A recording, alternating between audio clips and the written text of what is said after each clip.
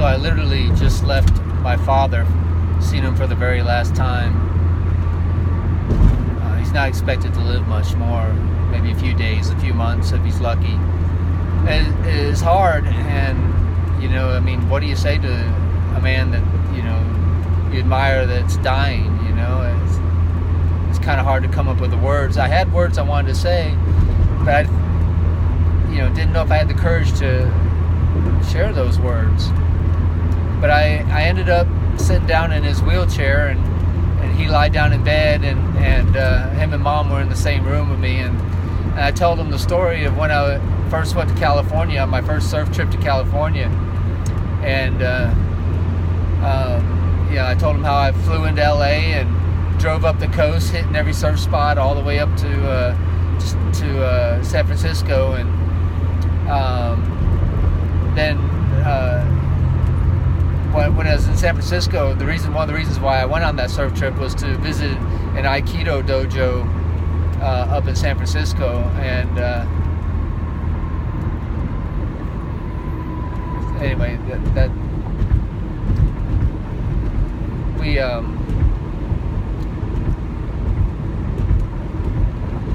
I told the Aikido instructor that felt like I was compelled to go to Santa Cruz. He said I'd never been there before, but something was drawing me and telling me to go. So I left the Aikido school and drove to Santa Cruz. It's only like a 45-hour drive from San Francisco, and I didn't know this at the time. I mean, it's my first trip there, but when I got there, the waves were breaking everywhere. I mean, they were just insane. Like every single break, shore break, there's break by the pier, Steamer Lane, and all the other breaks over there were all going off like crazy big and super fun, and and I didn't know this, but I found out last year from a person that lives in that area that she got married like the day after I was in Santa Cruz. But she said that that was like a freak storm that lit up all the different breaks all at one time, and it doesn't always get like that. And it's like, wow, that's kind of interesting to learn after all these years, but that's beside this point, and I'm getting off the story a little bit. But I surfed all day Saturday, and then Sunday morning again. I surfed in the morning until my heart was content, and I don't know if I could have even paddled into another wave. I was so exhausted by the time I got done surfing those days, and also all the other waves that I hit up the coast, kind of wore me out. But what happened was, one of my last waves, when I was out near the lane, I fell off the board in a bad spot, and the wave tossed me down and put me under the washing machine for quite a while, and it wouldn't let me up.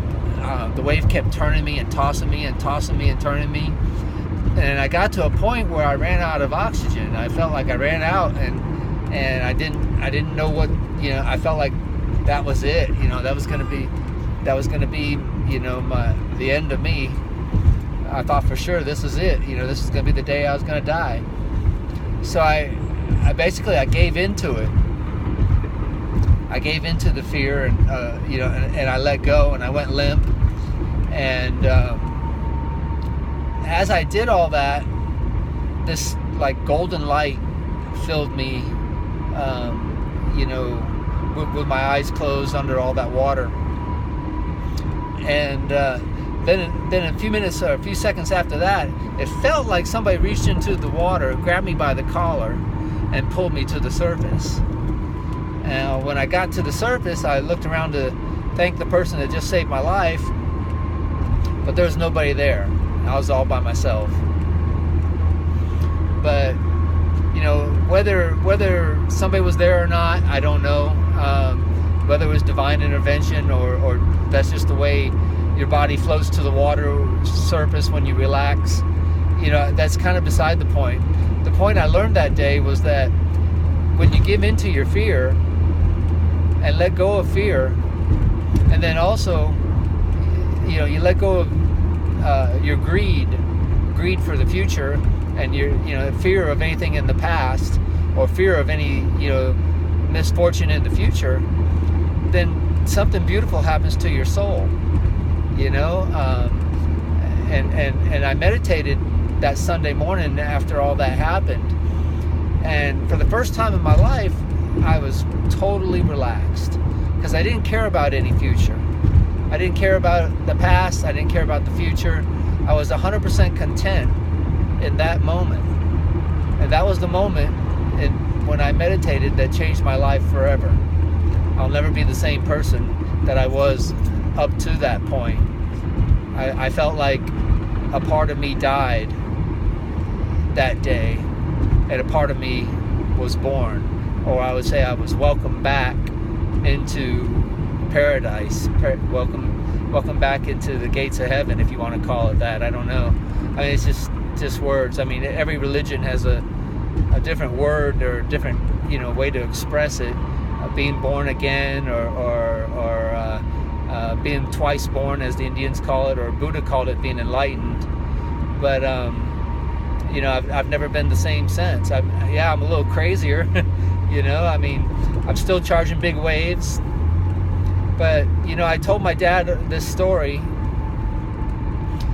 you know, with a lot of fear in my heart that you know, he may take it the wrong way. I mean, the guy's dying, you know, and I just felt compelled to share that with him. But what I found out was that he totally accepted it, and, you know, he understood, and, you know, he knows that he hasn't got much longer to go on this world, you know. But, you know, I found the courage to share it with him, and now I felt the courage that maybe I could share it with more, you know, share it with you guys. But anyway, that's, you know, that's what happens when you have a little bit of courage. It changes your life. Take care.